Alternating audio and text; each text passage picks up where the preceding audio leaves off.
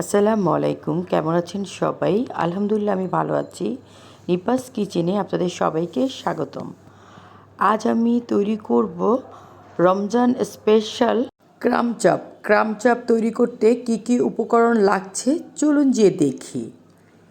এখানে মুরগির বুকের মাংস নিয়েছি 1 কেজি, আদা রসুন বাটা 1 চা চামচ, লেবু 1টা, গোলমরিচ 1 চা চামচ, লবণ স্বাদ মতো, কাশ্মীরি মরিচের গুঁড়ো 1 চা চামচ, গরম মশলা গুঁড়ো 1 টেবিল চামচ, ডিম প্রয়োজন মতো, কর্নফ্লাওয়ার প্রয়োজন মতো, বিস্কুটের গুঁড়ো প্রয়োজন মতো। প্রথমে মুরগির বুকের মাংসগুলোকে আমি পাতলা পাতলা করে কেটে একদম পানি যতটুকু ঝরানো যায় ঝরিয়ে নিয়েছি। স্ক্রিনে আমি যেভাবে করে দেখাচ্ছি আমি শিলপাটার উপরে একটা একটা করে টুকরো নিয়ে থেতলিয়ে নিচ্ছি। আমি হাতের মধ্যে রেখেই কিন্তু টুকরোগুলোকে থেতলিয়ে নিচ্ছি।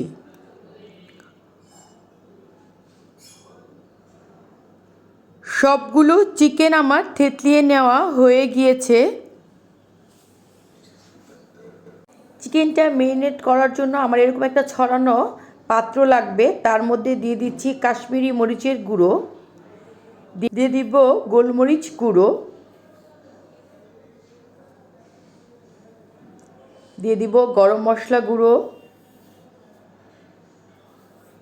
এই গরম মশলার রেসিপিটি আমার চ্যানেলে দেওয়া আছে, লিঙ্কটা আমি ডেসক্রিপশন বক্সে দিয়ে দিব।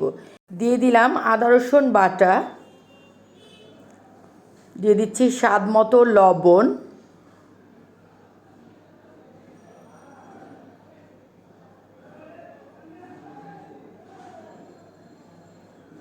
এখন দিয়ে দিব লেবুর রস। এখানে একটা লেবুর রস লাগবে। ভালো করে আমি মেখে নিচ্ছি মশলার সাথে।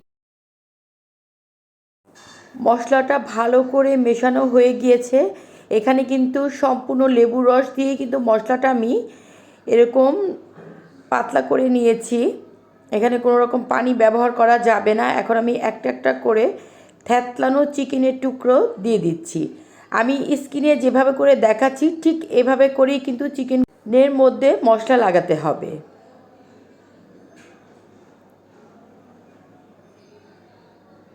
এক সাইডে আমি রেখে দিচ্ছি।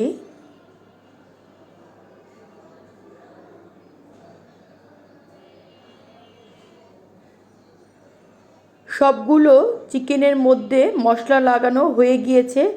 এখন আমি চিকেনগুলোকে রেখে দিব 1 ঘন্টার জন্য। আমি এটা ফ্রিজে রাখবো না, নিচেই রেখে দিব ঢেকে। ফিরে আসবো 1 ঘন্টা পর। 1 ঘন্টা পর চলে এসেছি। দেখেন চিকেনগুলো কিন্তু ম্যারিনেশন হয়ে গিয়েছে। এখন আমরা কর্নফ্লাওয়ারটাকে একটা ছড়ানো পাত্রে নিয়ে নিয়েছি আর নিয়ে নিব বিস্কুটের গুঁড়ো। আমি একটা ছড়ানো পাত্রে ডিম নিয়ে নিচ্ছি। এখানে আমি 3টা ডিম নিয়ে নিচ্ছি।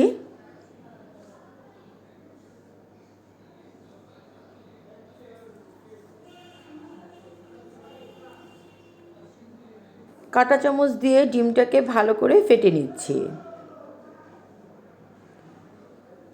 ডিমটা ভালো করে ফেটে নেওয়া হয়ে গিয়েছে। আমি সবগুলো উপকরণ রেডি করে নিয়েছি।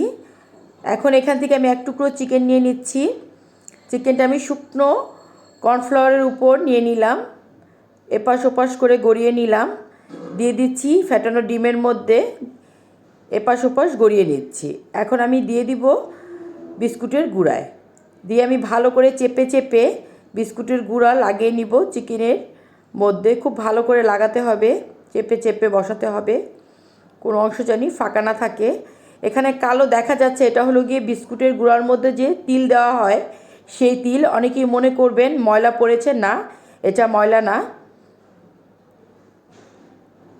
আমি আর একটা চিকেনের মধ্যে বিস্কুটের গুঁড়া লাগিয়ে নিচ্ছি ঠিক একইভাবে যেভাবে করে দেখালাম। প্রথমে কর্নফ্লাওয়ার, শুকনো কর্নফ্লাওয়ার, তারপরে হলো গিয়ে ডিমে চুবিয়ে তারপরে বিস্কুটের গুঁড়া গড়িয়ে নিতে হবে। সবগুলো চিকেনের মধ্যে আমি এভাবে করে ক্রাম কোট করে নিব।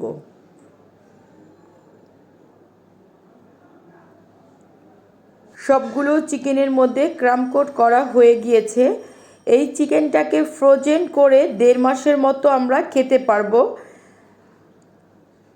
আমি এগুলোকে একটা ট্রের মধ্যে রেখে দিচ্ছি ডিপ ফ্রিজে। ছড়িয়ে ছড়িয়ে আমি এগুলোকে দিয়ে দিলাম একটা ট্রের মধ্যে। এখন আমি রেখে দিব ডিপ ফ্রিজে।